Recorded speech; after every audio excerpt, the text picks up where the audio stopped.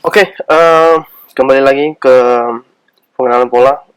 Kali ini kita akan bahas sedikit tentang machine learning sebenarnya. Pembelajaran mesin kaitannya dengan pembelajaran terbimbing dan tidak terbimbing. Nah, kalau kalian pernah tahu supervised dan unsupervised learning, nah itu kita akan bahas sedikit ya kaitannya dengan supervised dan unsupervised learning. Oke, seperti biasa, sedikit definisi di awal bahwa pengenalan pola yang merupakan salah satu bidang ya dalam pembelajaran mesin atau machine learning, kemudian yang menitik beratkan pada satu metode, pada metode klasifikasi objek ke dalam kelas tertentu. Intinya bagaimana objek itu bisa memiliki satu kategori, ya, satu kelas, satu label dalam sebuah klasifikasi.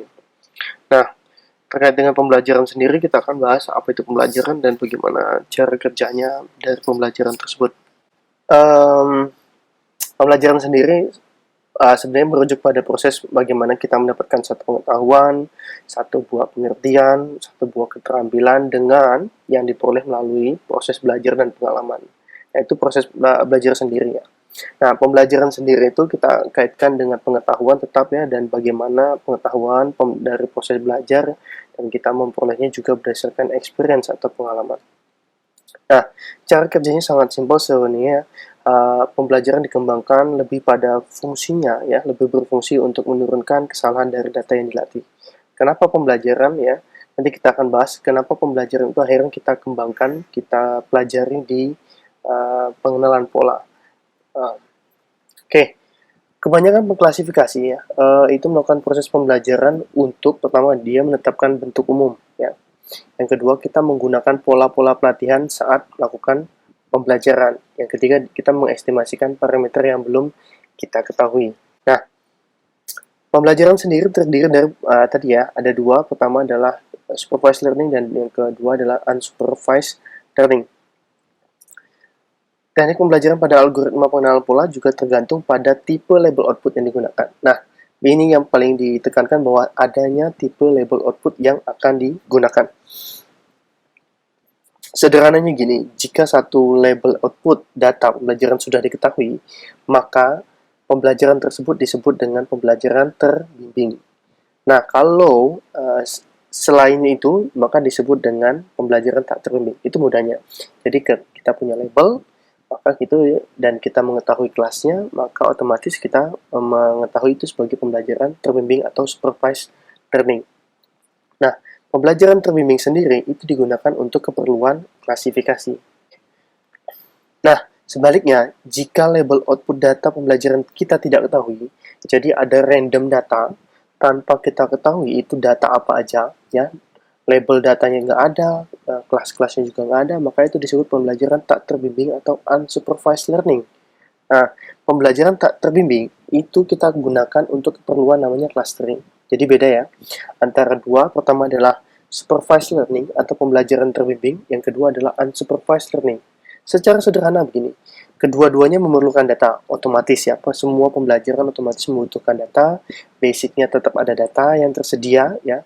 Yang kedua, kalau supervised learning atau pembelajaran terbimbing, itu dia punya data ya, dia punya informasi data, baik itu label class ataupun output class ya.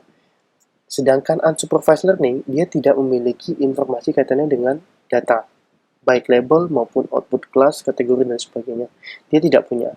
Nah, kalau supervised learning itu cocok untuk keperluan klasifikasi, kalau unsupervised learning atau pembelajaran terbimbing itu cocoknya untuk clustering. Jadi bedanya klasifikasi dan clustering sederhananya, kalau klasifikasi ada label kelasnya, ada labelnya. Kalau clustering nggak punya label, gitu. Ya. Oke, next kita akan bahas supervised learning. Ya, tadi sudah kita bahas ya bahwa dia punya pasti basicnya memiliki data. Datanya harus tersedia dulu. Kalau nggak ada data, kita mau ngolah apa kan nggak tahu. Kita punya data, ya. Yang kedua, kita punya informasi kaitannya dengan data. Sehingga kita bisa mengelompokkan data-data tadi, data-data yang tersedia tadi, berdasarkan kelas-kelasnya. Case-nya adalah kucing versus anjing, ya. Kalau kalian di sini secara kasat mata mudah sekali kita dapat membedakan antara kucing dan anjing ya. Kita dapat membedakan antara kucing dan anjing. Tetapi bagaimana dengan komputer? Nah, pertanyaannya tentu ya, pertanyaannya tentu dengan jawaban tentu tidak mudah. Kenapa? seperti tadi saya sampaikan bahwa kita akan membahasnya. Komputer itu dikenal dengan dumb machine, ya, mesin bodoh, ya, mesin bodoh lah ya, tidak mengetahui apapun. Tanpa pembelajaran, ya, tanpa pelajaran maka komputer hanyalah satu mesin yang kosong, ya, mesin seonggok mesin yang um, tidak memiliki pengetahuan apapun, ya, tidak bisa mengoperasikan apapun, tidak bisa menjalankan operasi apapun, tidak bisa menjalankan algoritma apapun, kecuali kita berikan satu pembelajaran atau satu metode sehingga dia bisa belajar, gitu. Nah, supervised learning sendiri itu cara kerjanya sangat-sangat simpel. Oke, pertama adalah kalau kalian lihat itu tadi ada konsep kucing dan anjing. Ya. Kita lihat dulu bahwa kita memiliki beberapa kategori gambar, ya. Kita punya label beberapa gambar itu kita punya label dengan cat, ya. Nah, kemudian yang kedua, ya, kemudian kita berikan kelompok-kelompok, kalian lihat step 1 ya. Kita berikan gambar-gambar tadi yang sudah dilabelkan dengan cat atau kucing ke dalam komputer sehingga komputer bisa bisa melakukan pembelajaran terlebih dahulu, bisa mengingat bahwa oh gambar yang kita berikan tadi adalah gambar kucing. Kemudian setelah dia belajar, maka step kedua kita berikan gambar-gambar acak, gambar baru, tetapi kita konsepnya ingin memberikan sesuatu yang baru untuk dikenali.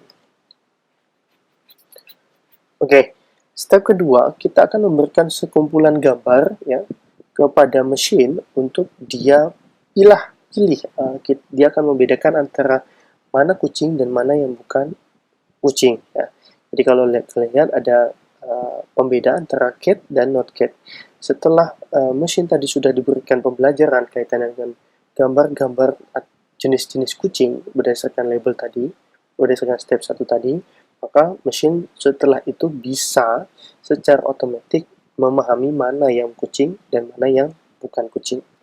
Oke, banyak sekali algoritma supervised learning ya, diantaranya classification, kemudian regression, logistic regression, model assembly, time series, dan sebagainya. Nah, itu untuk supervised learning ya. Yang kedua adalah unsupervised learning. Nah, konsepnya sama, kita harus punya data terlebih dahulu, datanya harus tersedia. Yang kedua, informasinya ya. Nah, kalau supervised learning tadi informasinya tersedia atau dia punya label, kalau yang unsupervised learning ini garis bawahnya adalah dia tidak tersedia informasi. Ya, jadi informasinya tidak tersedia baik label maupun kelasnya. Nah, sehingga yang perlu kalau kalian lihat, yang perlu kita lihat adalah kita akan mengukur berdasarkan tingkat kemiripan ya. Jadi unsupervised learning ini kita akan ukur berdasarkan tingkat kemiripan. Kalau lihat di gambar itu tadi ya, kelas-kelasnya kita tidak tahu bahwa semua data sifatnya masih kosong, tidak ada data, tidak ada kelas, tidak ada label ya. Contohnya begini, kalau kalian lihat ada halaman berita. Nah, jika kalian iseng-iseng ketik aja news.google.com gitu, kemudian akan banyak berita yang tampil dan berita itu sudah dikelompokkan berdasarkan tajuk atau tema yang sama. Coba dilihat di headlines ya.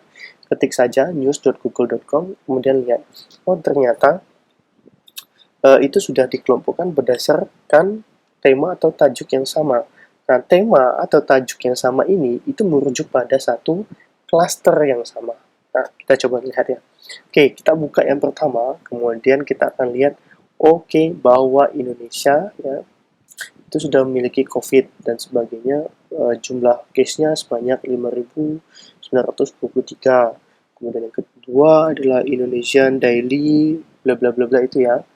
Itu juga sudah sebanyak 400. Kemudian medical evacuation dan sebagainya. Ini semuanya kaitannya dengan yang lagi hangat ya tentang COVID-19.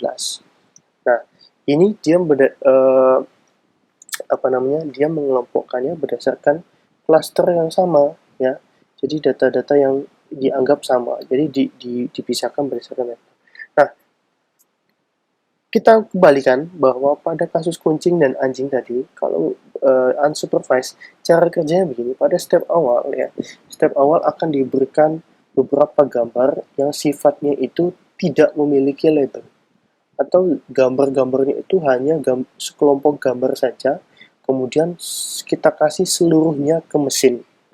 Nah, ini mesin kita pelajarin sendiri. Nah, kemudian step yang kedua, mesin ini akan coba uh, memisahkan berdasarkan uh, ukuran kesamaan atau ukuran kemiripan. Dia dia observasi sendiri, dia pelajari sendiri, kemudian dia misahin sendiri.